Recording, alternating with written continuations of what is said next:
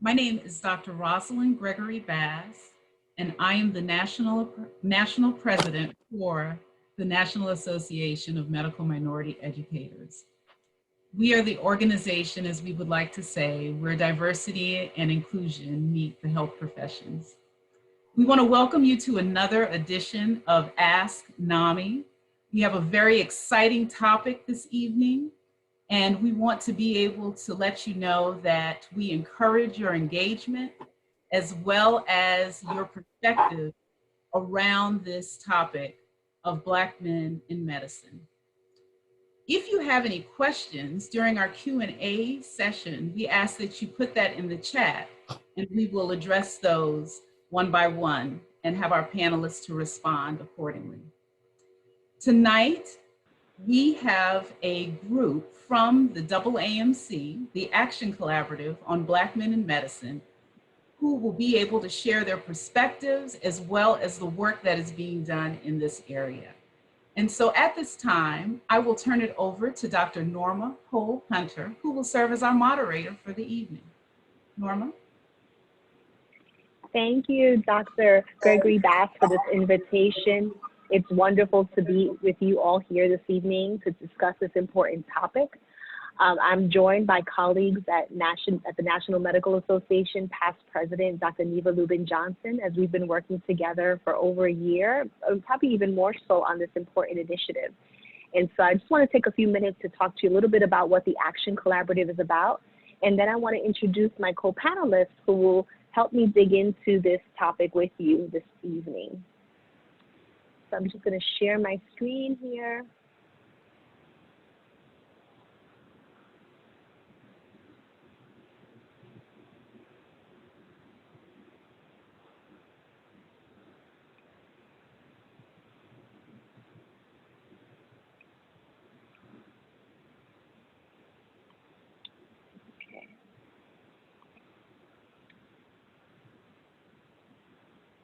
So can I get a verbal confirmation that you can see my slides? Does everybody see that? Not as of yet. Not yet. We see you. Not my slides, though. Okay. Let me see here. So much for practice, right? Let's try this again.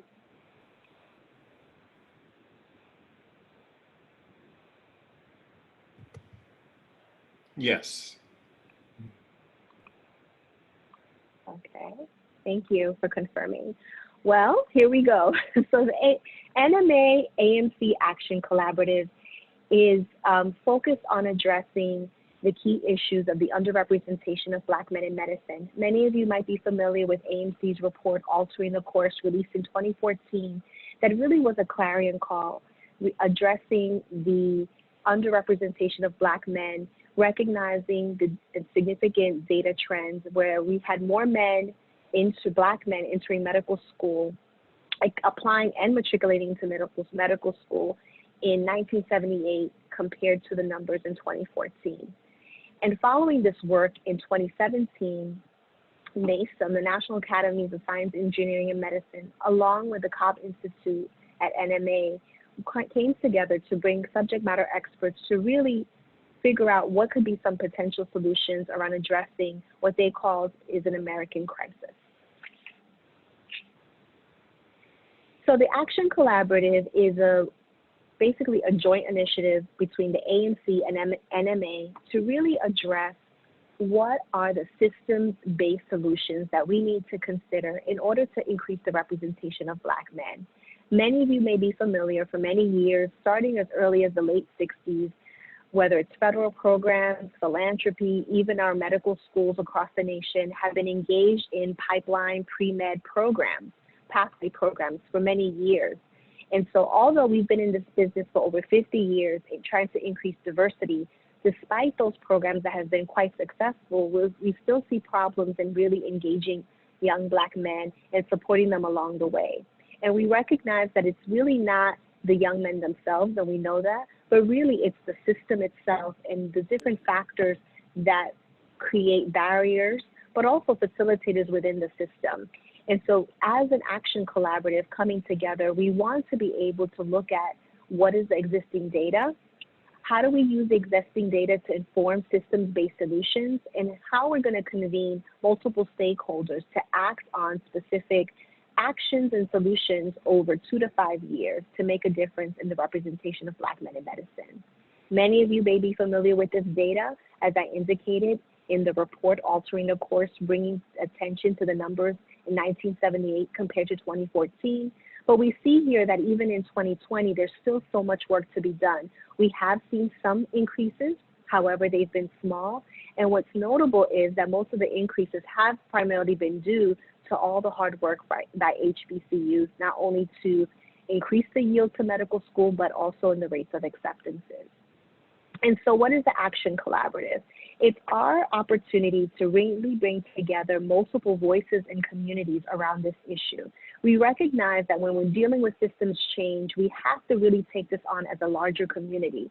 And not only the community of academic medicine and Black physicians through NMA, but also thinking about what are those other community-based organizations, societies, national organizations, higher education, programs focusing on Black male success, and think about how we could all come together to really leverage each other's strengths and look at systems change. What are new opportunities that we can come together to make a difference?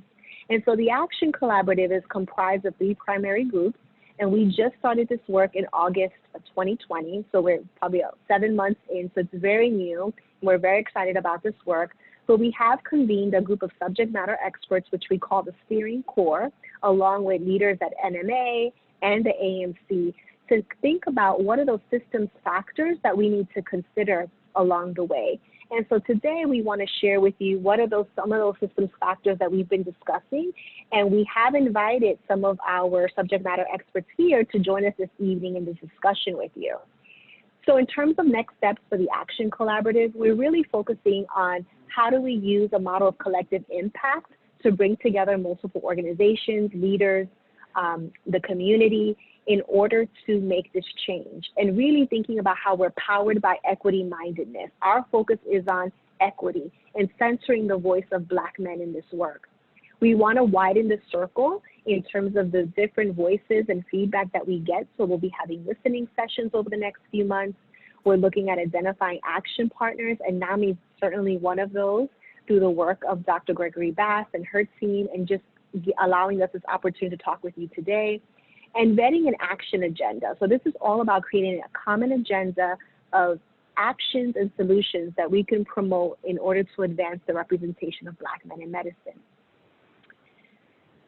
So I want to take the opportunity to have my colleagues introduce themselves, my panelists. I started already with Dr. Neva Lubin-Johnson, past president of NMA. So maybe you could raise your hand, Neva, so they know. And so, Dr. Starks, can you introduce yourself? Sure. Good evening, everybody. I'm Dr. Stephen Starks. I'm an adult and geriatric psychiatrist based in Houston, Texas, and I'm on the faculty at the University of Houston College of Medicine, where I have roles in education, curriculum development, and community partnerships, and I currently serve as the vice chair of our admissions committee. I would be remiss being before this esteemed group here not to give a special shout out to a mentor and friend of mine, Miss Jane Parker, who, when I was transitioning my career into undergraduate medical education, said I must connect with NAMME at some point in time. So glad to connect with you tonight. She's a former NAMME member and had been the assistant director of the Office of Community and Minority Health Education, and has taught me a lot about this subject. So pleased to be with you all tonight. Maureen Cullen. Thank you. Good evening, everyone. I'm Maureen Collins. I direct the Multicultural Resource Center at Duke University School of Medicine. I'm Associate Director of the Master of Biomedical Sciences program and Senior Advisor there. My office deals with the cultural competence aspect of medical education, and we work with curriculum, we work with community agencies to provide opportunities for students to engage in health education or healthcare practice with communities that are different from their own. And I also have a ongoing advising role in pre-health advising at the School of Medicine, excuse me, please, as well as coordinating the pathway programs in our School of Medicine. And I have my colleague, Kim Bellamy, who will serve as the moderator for Q&A.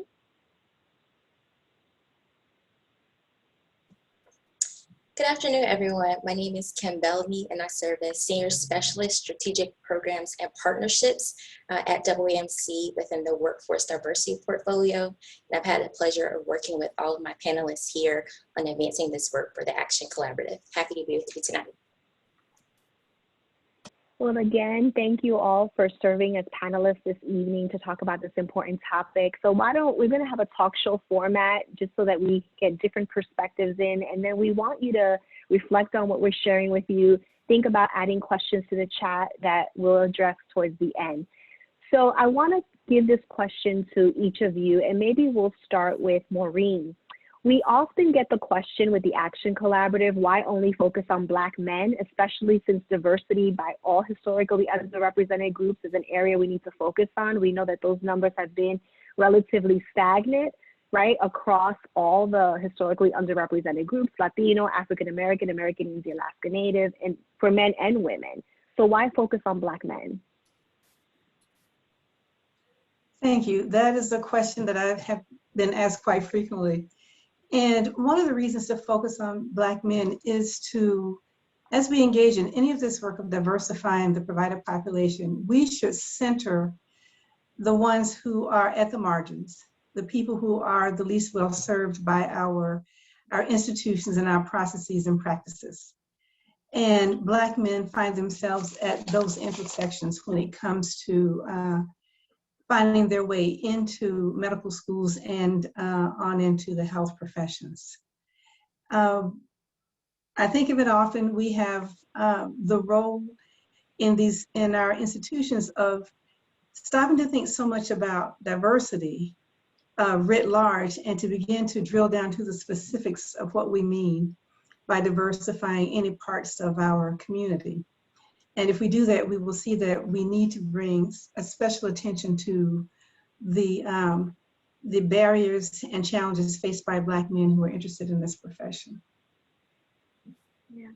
Neva, what more would you add to what Maureen shared, especially, you know, actively involved in NMA as a past president in terms of this question about why Black men? So thank you, Norma, for the question, and thank you to Dr. Gregory Bass for the invitation to participate this evening. I just want to first add that I'm a general internist here in Chicago, and I've been involved in the National Medical Association since I was in residency, which is a long time ago, but happy to be, to have served as the 119th president. And, you know, it's so important because one huge reason is after 2002 and the publication of what I call my favorite study of all time, Unequal Treatment, Racism in Medicine, Brian Smedley, author and others, you came to realize and saw it, I think for me, the first time in black and white, that we take better care of each other than others do. And this was reiterated in 2018 or 19, I believe, when someone else you all probably know, Owen Garrick, published a study from the Bay Area where they had better response of Black men getting their flu shots and taking their cholesterol medicine when they were treated by a Black male physician than others. And so, you know, this is a huge reason why it's so important that we increase the numbers of Black men in medicine. We know that, you know, Black men, they respond better anyway, going to a Black male physician in terms of accepting treatment, following treatment, adhering to treatment. And so that will help us with decreasing some of these atrocious statistics that we find related to, you know, multiple illnesses, diabetes, hypertension, etc. And so I think this is one huge reason why there's a, you know, needs to be a focus on Black men. Thank you. So Stephen, to put you on the spot, this is really about you, right? And bringing more individuals who look like you into medicine. So what more can you add, even maybe from your own personal perspective? Yeah, so I've obviously this has special meaning for me as someone who, in some instances defeated the odds, right, that were against me in terms of collegiate performance or in terms of matriculation into medical school or in terms of what I experience now and, being the 2% of Black men psychiatrists in our country. So it has a special meaning, but I wanted to touch upon another important point, and Dr. Lubin Johnson kind of touched upon it, is the life expectancy of Black men in America. So it's 72 years of age, where it's nearly 5 years or more in every other racial or ethnic identity and gender. So just to be mindful of that issue in terms of needing the responsiveness, needing Black men to connect with their communities. We already know that people of color or overrepresented in those communities. So we tend to, when we practice in communities that look like ours, the majority white physicians just don't do that. And so we know we are needed in this area to improve the health status of Black communities. And we've seen that, of course, unfortunately, during this past year, more so than any other. So it is definitely an imperative that we specifically address the concerns about Black men in medicine.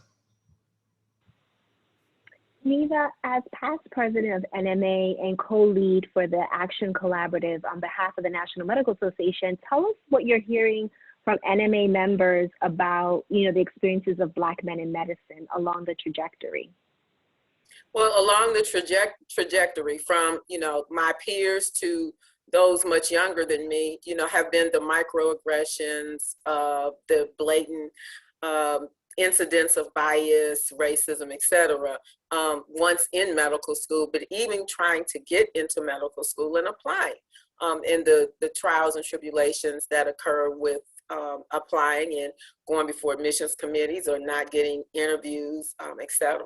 And so, hopefully this collaborative is going to help us with one, the pre-health advising process, the pre-med process, and two, training, admission committee members in implicit bias so that we can help increase the numbers of Black men related to that.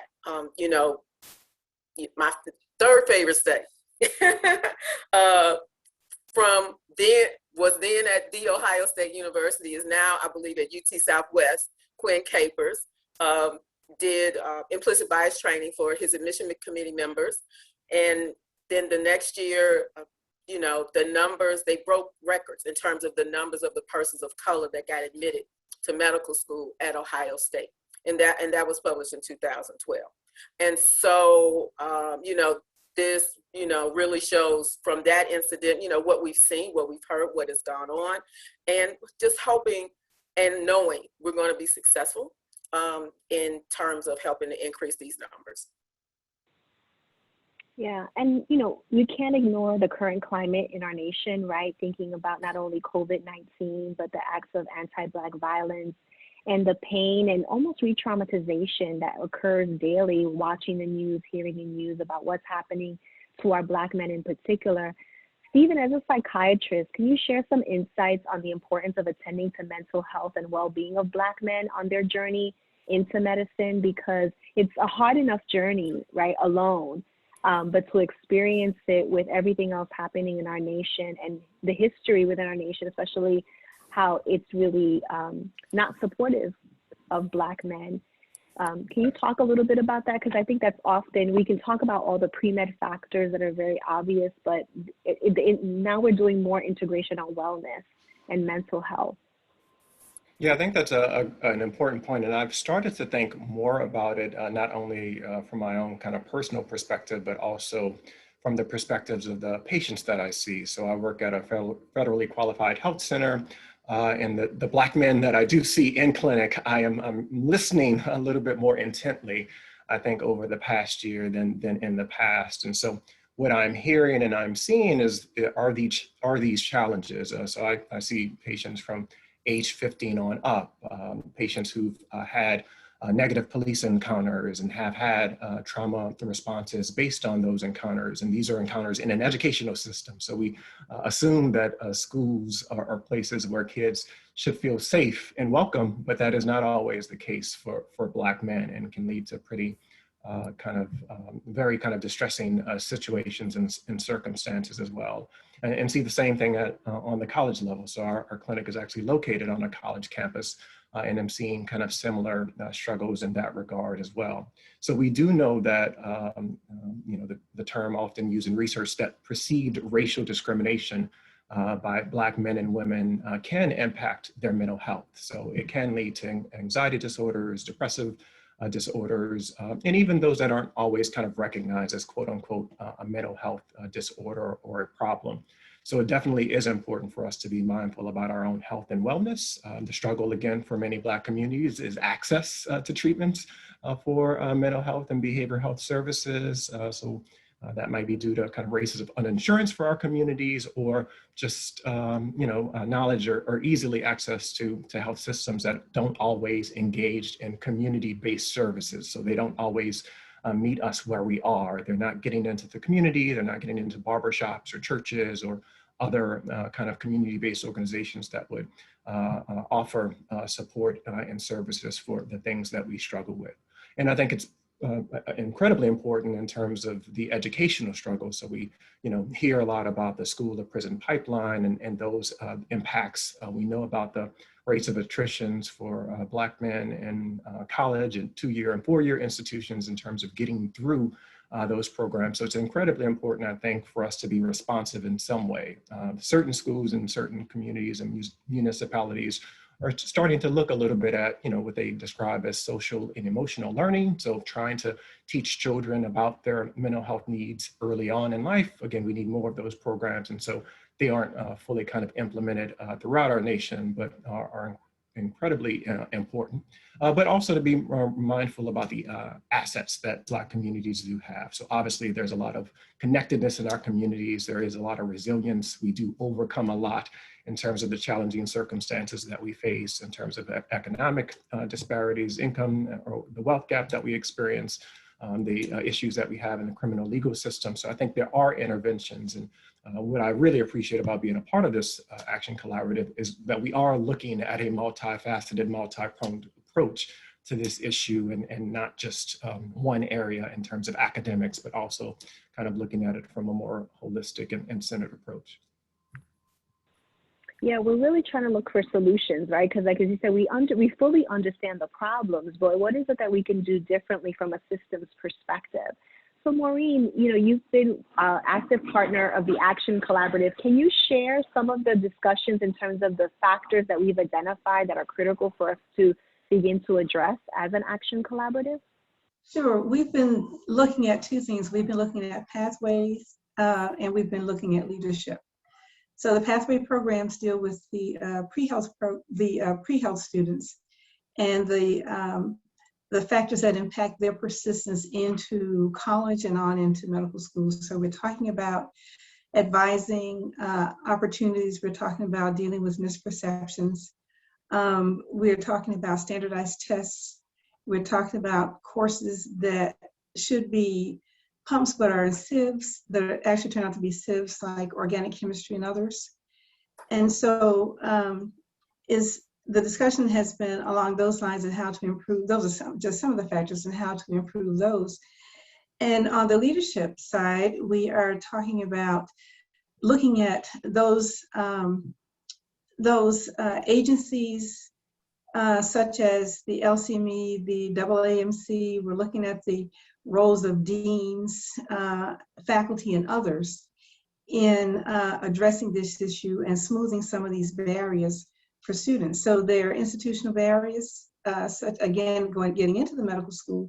We still have the standardized test that remains a barrier for students. Poor advising. We also have U.S. News and World Report as one of the metrics that medical schools use to judge their own success and rank in the universe of medical schools. And one of those, of course, is how selective the school is, which means how many students they turn away, not so much how many they admit. So just in terms of what the Action Collaborative has been doing, we're looking at partnerships that will help us address some of these, who should come in, who should be part of the conversation. planning listening sessions with those partners. And again, we're talking about institutions, organizations, communities, as well as accrediting bodies that can help us get a handle on this and look at it through a systems lens versus through a programmatic or just a policy lens. And we're hopeful that by bringing all this to bear, we can, again, get a true handle on this problem and begin to promote some solutions that will help us increase the numbers and help us get to these issues that were so eloquently outlined by Dr. Starks. Neva, anything else you'd like to add in terms of our recent discussions? What has stood out to you in terms of what we want to do, what we want to change?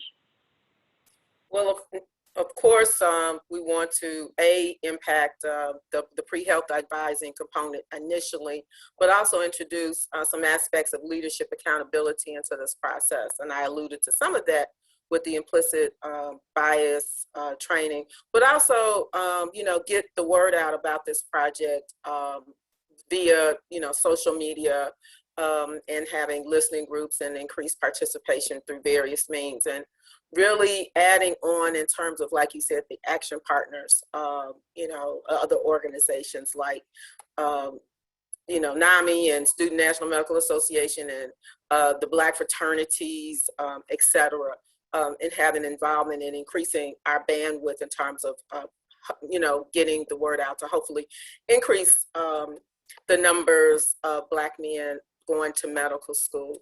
I was present in 2015 in Detroit when that initial study was presented. And one thing that struck me more than anything was the numbers of Black men who were sitting for the MCAT but not applying to medical school. And it was like 40 or 50%. I mean, it was unbelievable. And just to think that, I'm not saying everybody of those, that 40 or 50% should get in, but definitely some of them. And what went wrong with that, pre-health advising, et cetera, and hoping to make those things better. And also hoping, to get more Black men interested in going into medicine also. So, I'm just hoping that, those who are within the sound of our voices today will hear us. And when we come calling, we'll answer the bell to participate. And it's interesting because one of the things that I've learned through this experience with the Action Collaborative, especially with Dr. Gregory Bass's contributions, is recognizing that there really isn't one systematic way of training pre-health advisors, that funding varies, the student ratios are very different, that there's so much variability in the system of pre-health advising that in a way it probably isn't even a system, right? There's just a lot of disconnectedness and how that could contribute to this issue. And so, Stephen, based on what you've been doing, you've been leading the working group on pre-health advising. Can you share a little bit with us about what role advisors can play in supporting young Black men aspiring to become physicians and some of the systems change that we're hoping that we could stimulate with this work? Absolutely. And the great thing that I've enjoyed about the work group is the kind of dynamism of the other participants in the group, all the other members. So we have a wide range, just so the folks here at NAMME understand. We have pre-med students a part of it, medical students, and senior folks who have been fighting this battle and leading the charge on this topic for years now. So it's great to have that broad perspective. The thing that we're looking at and the thing that we recognize with pre-health advising is these are obviously important, gatekeepers, stakeholders in this discussion. They can oftentimes dissuade, those prospective applicants from applying. And we do recognize that it needs to be more than maybe just advice, because it can be kind of a complicated system or structure that these students are involved in. So sometimes it may need to look a little bit more like mentorship or sponsorship. And we kind of sort of need to kind of broaden our definition, obviously kind of think a little bit about, important ways to kind of train and to kind of get or understand pre-health advising and finding a way that it can be kind of consistent so there isn't so much kind of local, regional, and national variability there. And also to get pre-health advisors to understand the challenges that we know that Black men face as they are entering into and transitioning through the pipeline is of utmost importance. But we're also trying to think about other important ways and other types of advising that Black men often get. So whether it's peer support from the student above them who applied to school, or the medical student that they know, or members of Black medical societies who they may be getting some advice and insights from. So we are kind of broadening the label of advising to try to capture those aspects of it as well. And then thinking about additional mechanisms that AAMC and NMA can utilize in order to offer maybe informal advising. So that could be through mechanisms tied through social media or some other kind of digital platform that might be available to students. So trying to think a little bit about it more broadly. So how do students really kind of engage and remain engaged in pre-health advising to kind of walk them and help them through the process. Maureen, you're co-lead for the Leadership Accountability team, the working group. And I know some conversations have come up in terms of accountability in the system and leadership and how they could better support undergraduate education and pre-health advising. Can you share a little bit of kind of the conversations that have occurred there around leadership accountability? Sure. I co-lead this with Dr. Derek Robinson, and the conversations have also been robust with our committee, and the committee is broad. So as we have looked at the roles leadership can play in facilitating the path, we're looking at, again, things that would hamper the medical schools from providing an easier path or a better path for Black men to come into the ranks.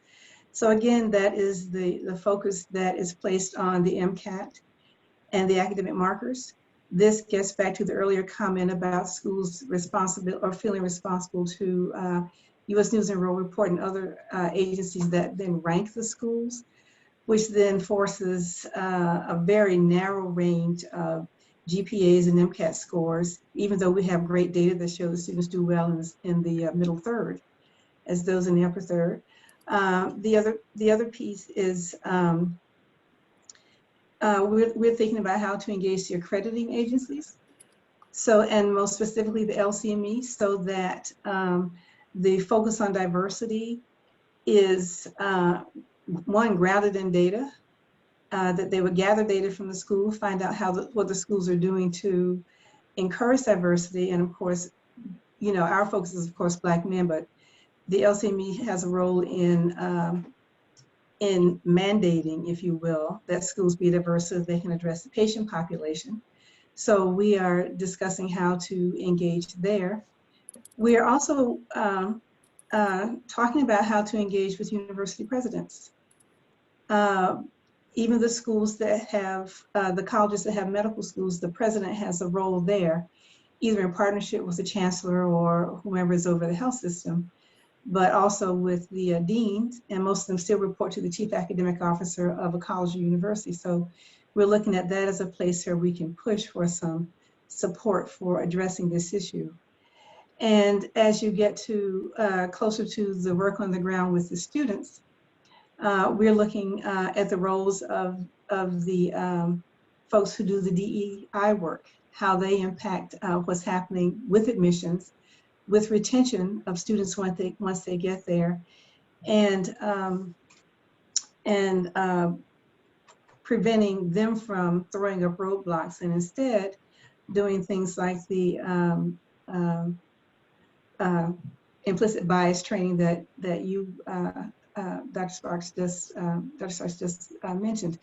And so we have also had conversations about how it is we engage all these people sometimes together in a conversation. So we've talked about the Council of Deans at the AAMC.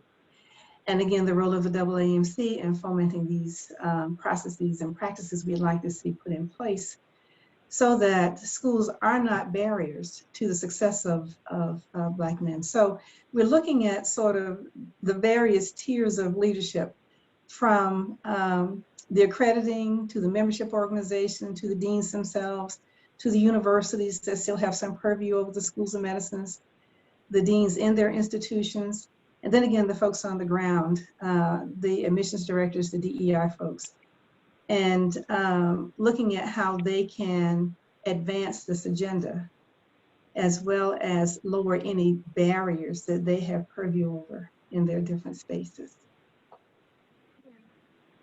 So along with these areas, we've identified the role of systemic racism, which we talked about earlier in terms of its impacts, culture and climate, right, of the institutions, and looking at broader issues that are concerns, particularly for students who have, come from low-income families, you know, financing and funding medical education, information access, you know, how students get information, where they get it from, the support systems that are available. Like Stephen talked about that in terms of how do people get their strength and, you know, social capital in order to be able to be successful, to help them. And also acknowledging that there are alternative career paths, right? Maybe in young men interested in medicine and science or health and in science decide medicine is not for me. But being able to support them in that exploration so that they could make informed career choices is important. And without ignoring also the foundational academics and the fact that many men of color, students of color are often disproportionately in education systems that don't have AP courses, that don't provide quality, you know, science education. And so we're taking all these factors and thinking about how is it that we can make a change. And so we prioritize within the Action Collaborative, looking, as was indicated, at leadership accountability and also at pre-health advising.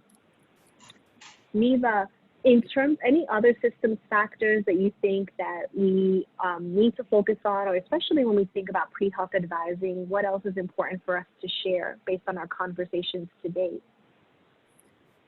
What's important in terms of systems related to our conversations that we already haven't talked about? You know, I'm gonna be honest. I think we've covered a lot of bases. I honestly, you know, I can't think of anything in particular. I think one thing system-wide is the encouragement of more mentorship programs. You know, for students, be it through SNMA or NMA chapters locally, or pre-health advising programs at schools, is getting, you know, getting students a mentor. I've had the very good fortune of mentoring 2 medical students here in Chicago since 2006. And one is now a pediatric ER attending in Orlando, Florida. And the other is vice president for behavioral health at Howard Brown Clinics here in Chicago, which is a pretty expansive you know, healthcare provider here. And so it's been a good experience with both. As you heard me say, I'm an internist, and neither of those are internists, but I think it doesn't matter what the specialty is, where you start from. I think giving the guidance and advice and support is what's important. And I'll say one other thing about mentorship. I think there was a study released this week related to those students who had a mentor, or maybe did better in terms of handling microaggressions than those who didn't. That's something I saw this week. And the other thing I saw this week is that the numbers of Black men in medicine haven't changed in over 120 years. And so that really shows the necessity, you know, for what we're doing. And one other factor. And that's an important. Yeah, I just wanted to add one other factor there to that. I think we had a part of our discussion, but I want to take it back to equity in terms of that financial equity and thinking a little bit more about wealth and the barriers that many of our Black prospective applicants face in terms of the affordability of graduate education, and being more mindful about whether or not universities, medical schools are willing to invest and truly put dollars into those communities, or if there's availability of philanthropic support.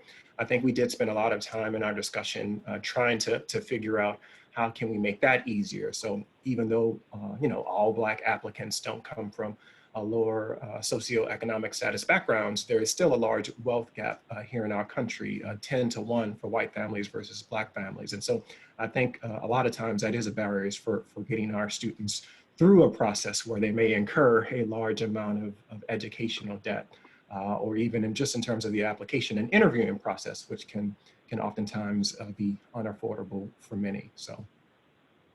And there are little things. I'm sorry, I just wanted to add, you brought up one good point, Stephen. There are little things that you can do that could be big things for someone. I made my home available to medical students I knew who were coming to town to interview, so that they wouldn't have to pay to be in a hotel. My medical school actually has that program, with alumni participating for all students. And so, that's something, that can be done to help. Every little bit helps. You find a student with program for, paying for MCAT or an MCAT prep course, helping with, transportation or lodging or application fees. There are various ways that one can help. And I just wanted to add to that point that, for us, from a system standpoint, we want to be able to shine the light on these support systems that exist already and think about what other ones we need to create and to help bridge the different programs and opportunities, because oftentimes there are a lot of helpful resources for students that they're just not aware of them. And so for us, building an better system of information and support for Black men is also an important part of this, to make sure that we leverage in those assets and strengths within the community and let them know, what's available out there to support them. Maureen, in your experience leading diversity initiatives at a medical school, how can we work with our institutional leaders to prioritize this national crisis? Again, how do we make sure that people understand that this has to be a priority if we're going to make change? Well, the first thing we have to do is educate them. We spent the past 20 plus years just talking about diversity writ large. The focus has been on faculty, has been on staff and students. And in the same way that we're educating leadership that diversity does not equal anti-racism, we also have to have them do some subgroup analyses and look at what is happening at the various groups who are coming into our schools of medicine. Black men, Black women, first generation students, first generation citizens, so that they gain an understanding of the roles that they play in this thing we call diversity, and also the roles that they will play down the road in the provider population. We were just talking about addressing disparities in health outcomes and the preference of Black men to have Black male providers. So I think our first job is to educate them that diversity is not the job, because many of them are beginning to think, oh, we look pretty good, we've got 25%, underrepresented students. But I think we have to have them do these subgroup analyses so that they can see where we have the need and where they have responsibility for recruiting, retaining, and graduating medical students who will become doctors that will help us address some of these. The other thing I think has to happen is we have to help them understand the roles that they can actively play in these things. They can support the pathway programs. They can encourage the students and, the faculty, and incentivize them to be mentors to Black men. They can, where they see a paucity, engage the physicians in the community. It's one of the things we've had to do to make sure that we have, the mentors that the students require. I think that but again, I think the largest thing that we have to do with them is to educate them so that they can tear this thing apart and understand that what they have been doing, the programs that they have been encouraging for diversity, need to be better targeted and need to become part of their larger understanding of what it means to be a diverse institution, what it means to address the long goal, which is to ameliorate health disparities. And so I think, and my experience in my institution and some of the ones that we work with in North Carolina, is that that understanding is not there.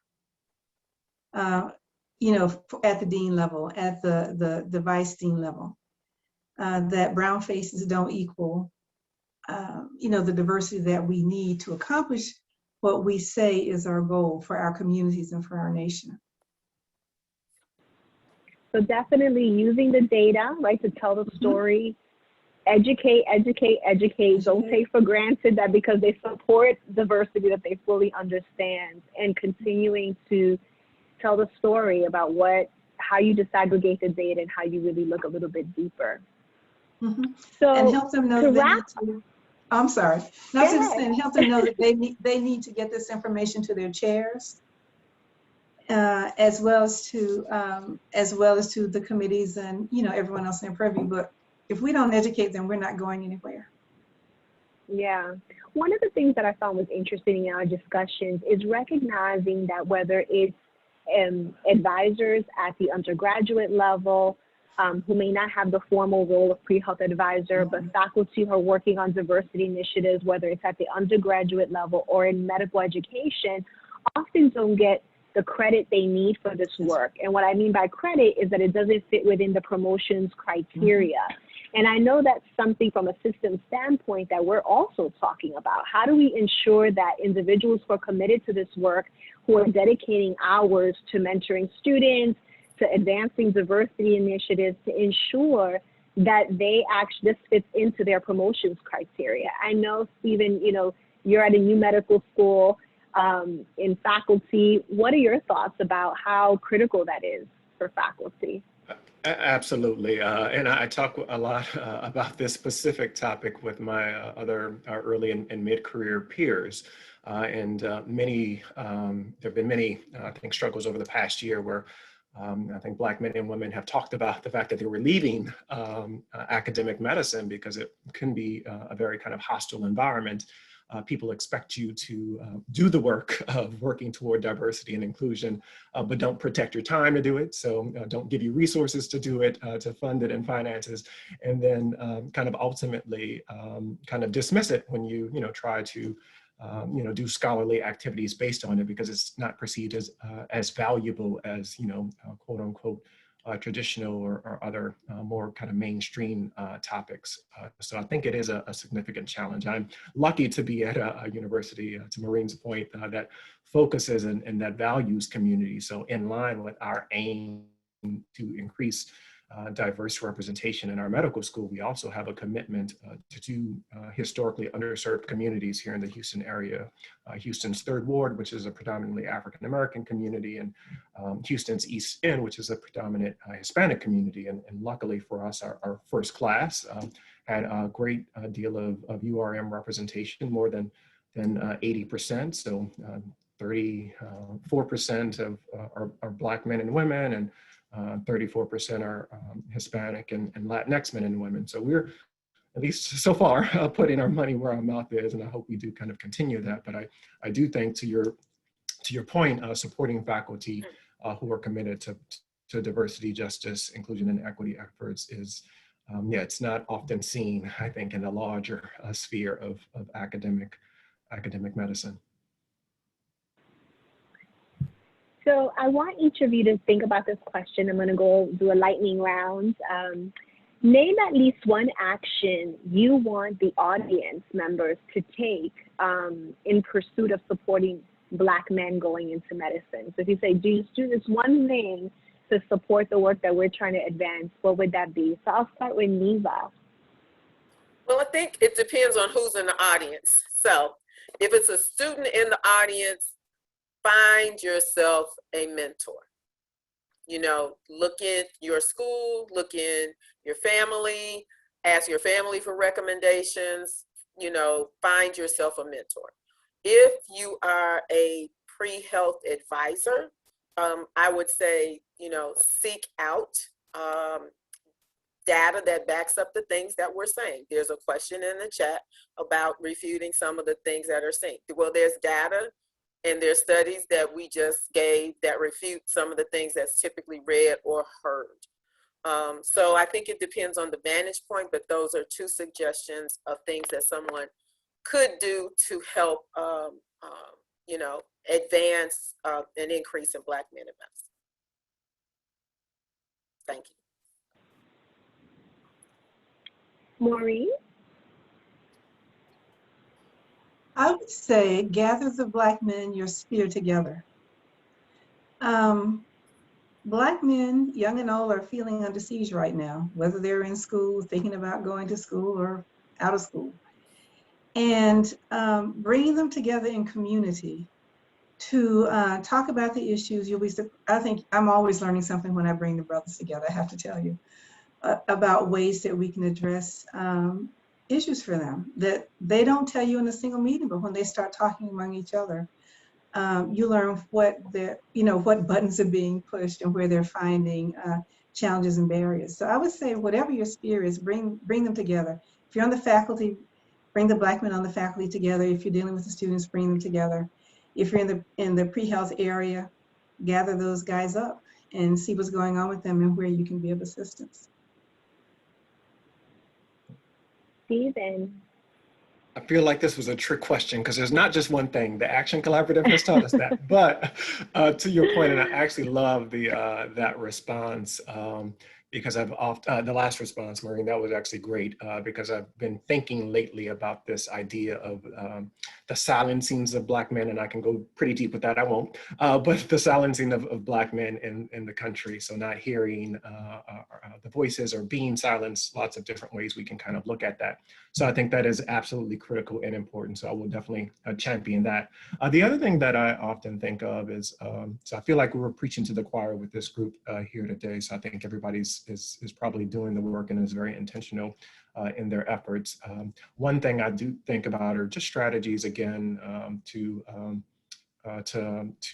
unite Black men in some sense, but also to be mindful about the trajectory and the path to health. So I often think about those Black men who are not lost, but lost from some of these discussions because they aren't in the collegiate level. They're doing other types of work. So either in allied health professions, always had the dream or idea to to pursue a career in medicine, but somehow kind of got off of their path. So I do think about ways myself to re-engage those individuals who may be, a little bit older, non-traditional, more mature, and ready to kind of revisit the idea of medical school. So just thinking about ways to support those efforts just always kind of stays at the top of my mind.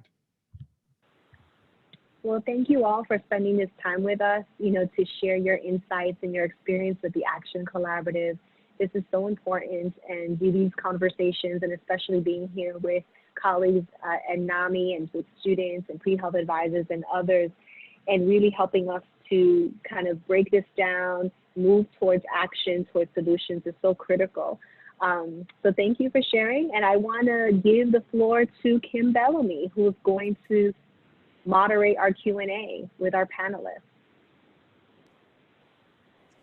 Thank you, Norma. So I also want to thank all of my colleagues today who were able to provide their expertise and perspectives today on the work we're doing with the Action Collaborative. But we also want to hear from you all. So if you haven't had an opportunity thus far to submit your questions, please do so now. And we'll take questions, comments, compliments, all of those things today. I am going to start off by calling on one of our Black male pre-med students or pre-health students. He's actually submitted a couple of different questions, and we chatted on the side here for me. His name is DJ, and he wants to come off mute and ask one or two of his questions for the panelists today. So I'm going to turn it over to DJ.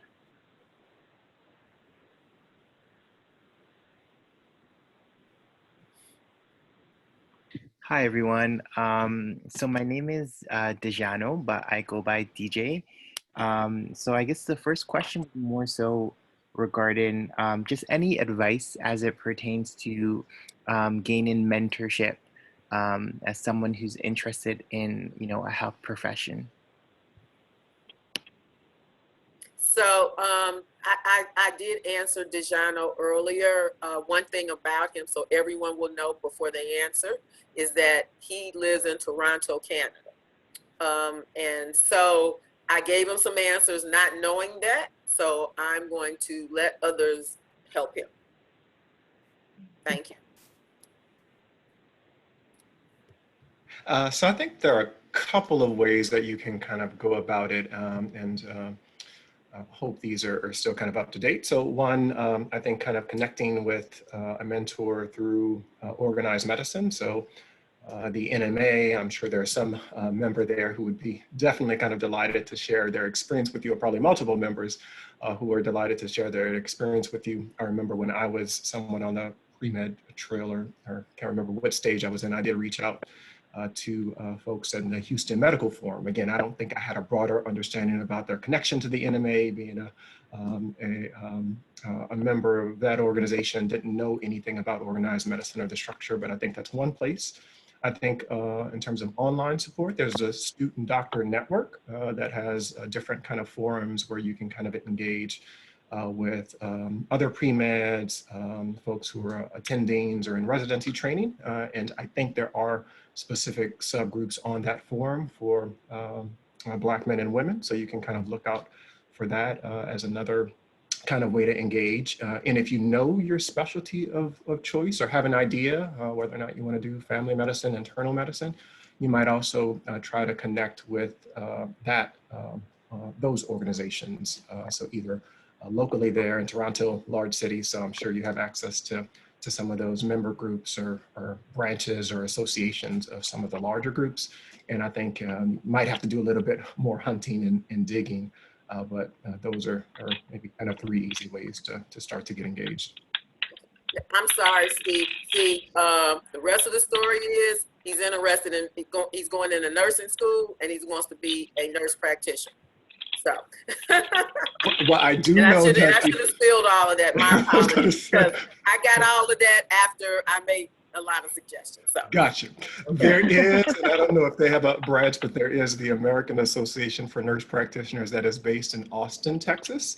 So you might start with an email, just a random email to that info at whatever on that website, and that might be a good way again for you to engage. And also the ANA might be a good place for you to get started with that. And I suggested National Black Nurses also, for him also. And you still should, because you never know, they may refer you to someone in Canada.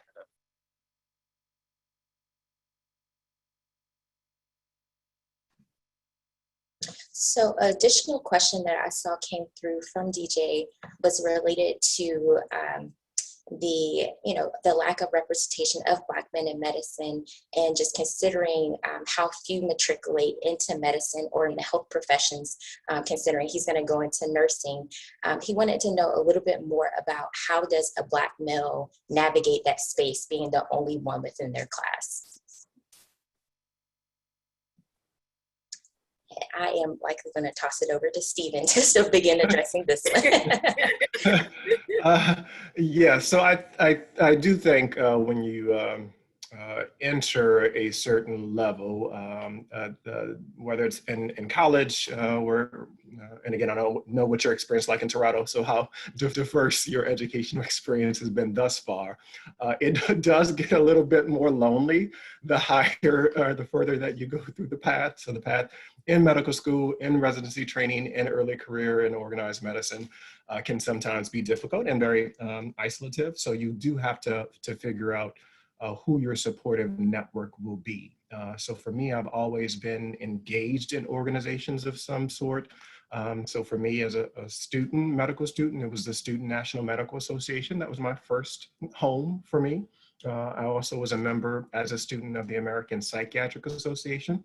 And was connected with, there was a specific minority travel award that I participated in. And so I got to meet this other network of of students from diverse backgrounds, historically underrepresented races and minorities in psychiatry. And so for me, those networks were very important to help me see it through. So to kind of compare notes, well, what's your experience in medical school life? Well, I'm experiencing this. So how do you deal with this situation? I heard this comment in the OR. So I think those types of conversations do help to strengthen you and are even more important the further you get. So now, as I'm sort of to the end of my early career, those networks are even more important.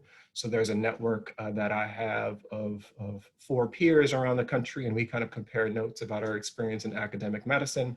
And I just learned today I mentor a resident in psychiatry here locally, and he just shared with me that there is a group chat, a group meet of more than 250 Black psychiatry residents who have a group chat. So those things, again, blew my mind, and I'm sure there's a lot of discussion on that thread, but I think those things are incredibly important. And then there's the converse. So I do have peers and colleagues who are like, I'm sticking at my HBCU, my historically Black college or university, and I'm gonna stick at my historically Black medical school, and I'm just only gonna work in Black spaces. And so there is that other means of protection as well. But you will figure that out as you go along your path. I think you get more and more informed, but starting a network is important. I'd like to add that if you're in a space that has an office like mine, one that works with students, one that works with the affinity groups like the SNMA, LMSA, others, I would go there, because the people in those offices can connect you with others. You might be the only one in your class, but you are definitely not the only one. I hope. I'm sure there's some place where that might be true, but I don't think so. And just as an example, in the second year of our PA program, there's only 1 Black man in that program. And so what we have done is connected him with the SNMA, because there's a little bit of the past that, they will travel together. There was 1 Black man in our Master of Biomedical Sciences program this year. I connected him with the Black men in the SNMA. And so what that did was just shore him up on his journey in the health careers. The MBS person was headed to medical school. The PA is going to be a PA, but there are support mechanisms that, depending on where you are, you may have to lean into that aren't doing exactly what you are doing.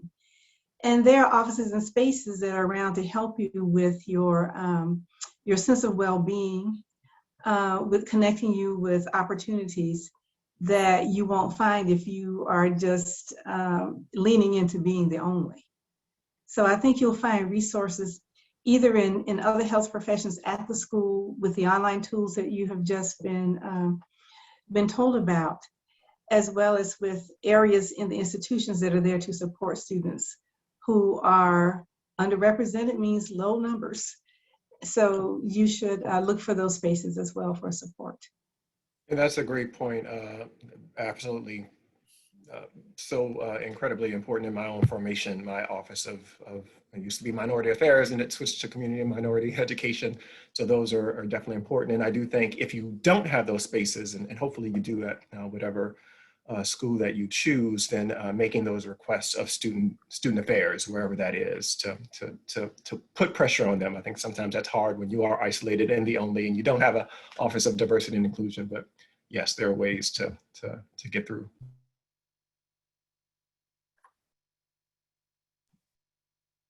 So the next question that I saw came through actually came from a pre-health advisor. She informed me that she had to log off early, but I wanted to make sure that I still address this because I found this to be a very important question. And it's kind of a 2-part. Dr. Lubin-Johnson, you began to answer the first part of this, but she was addressing the fact that a lot of our students may be misinformed from things they see on the media, maybe from a physician, who's had some time since they actually went through the experience and maybe providing some data information.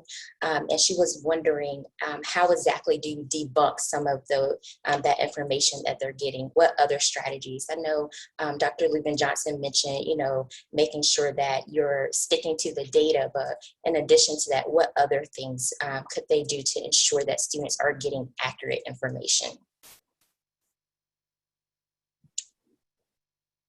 So I think, you know, one thing that's already been mentioned is forming a posse, and letting that posse kind of be a fortress for you when you are in receipt of what is probably false information, inaccurate information, etc. And having your peers to help you get more accurate information. So it will be, you know, encouraging that of the students, but also for that pre-health advisor, that she may have to have her own posse of those of support for her as she tries to do the right thing in getting students progressing in the right direction. Because, you know, some of what she's hearing, she wrote that she's hearing from others who are probably her peers. And so she might have to fortify herself with like-minded people also. I'm finding in a number of the I also recruit for our School of Medicine. And so I'm finding, as I travel the country, which I've missed doing this past year, by the way, that many students are over-advised. And it's not always that they're getting bad advice, it's advice that needs to be decelerated just a bit to make it workable for people who come from various levels of preparation in high school before they get into college, or folks who are dealing with imposter syndrome and not quite sure that they can do this work, so they don't need to be in 2 science courses in the same semester as they're starting out. And one of the things that I have found, I've heard lots of pre-health advisors say, well, they don't listen to me. They'll listen to you when you come. And I'm finding that even on our own campus, we have to walk down the quad and they want to hear from somebody on the admissions committee because they are engaged with StudentDoctor.net, or their pediatrician told them X, Y, and Z, and he or she has been out of school for 20 years. And things, you know, have changed. So I would say reach out to the schools. You know, they pay people to go grab students. And it can help to have someone from a medical school come and answer some questions. And it doesn't even have to be a recruiting meeting. We will go and just answer questions and help you, you know, debunk some of these things by saying, this is what we look for in an application. This is, you know, what you have to do. Schools require this and not that. So I think you can reach for some help from the schools themselves.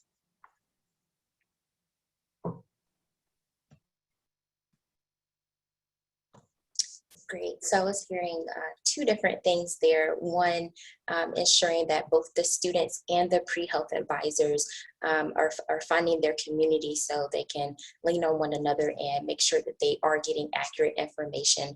But also as the pre-health advisor, making sure you're establishing that relationship with medical schools so they can hear it directly from the source. So the second part of the question that she shared was related to holistic admissions.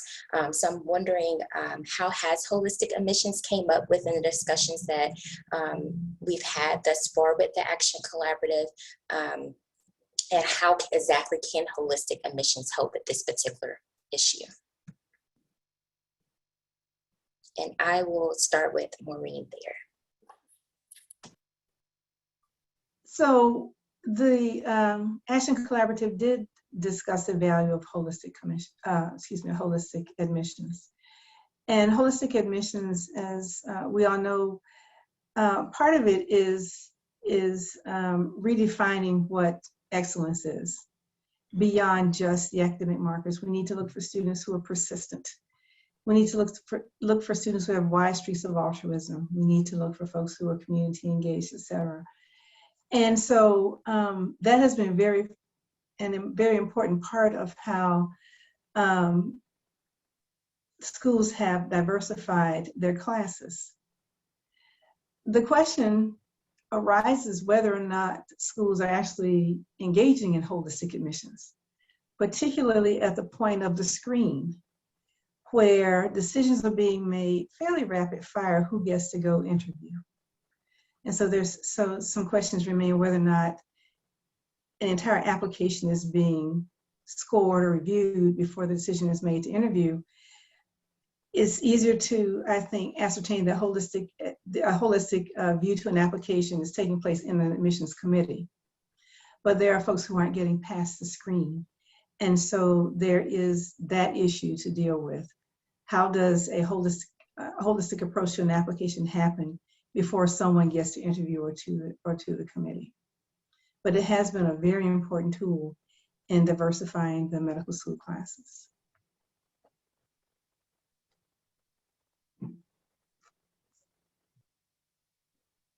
And Stephen, I'm wondering if you had any additional thoughts to share on that.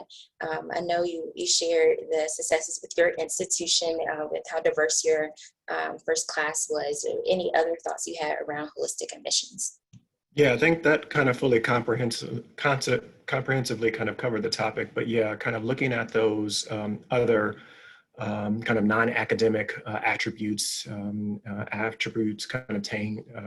pertaining to kind of empathy and other kind of measures that we look for in terms of emotional intelligence are oftentimes a part of that process. And Maureen spoke earlier about that middle third of the MCAT. So trying to get people from looking at the high scores itself, but to look at that important area around the mean in that kind of middle third that we look for in terms of kind of academic performance and success. So not kind of basing it all on these numbers in terms of the MCAT and GPA, but realizing that these matriculants will be working with people and patients and families and communities. And so they need to be mindful about other aspects that are more important in terms of really delivering the type of patient care that our communities need and deserve.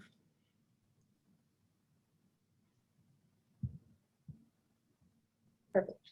So I do not see any additional questions in the chat. I did want to share something with all of the participants here, just in terms of a way to continue to be engaged and let us know that you're interested. We do have an email address that you can you send us a message if you're interested in finding out more about the work with the Action Collaborative. And so we will place that in the chat so you can reach out to us if you want to learn more. But thank you to all of the panelists who participated today. I am now going to turn it over to my colleague, Brandon Hunter, who serves as the AAMC liaison to NAMME, to share closing remarks.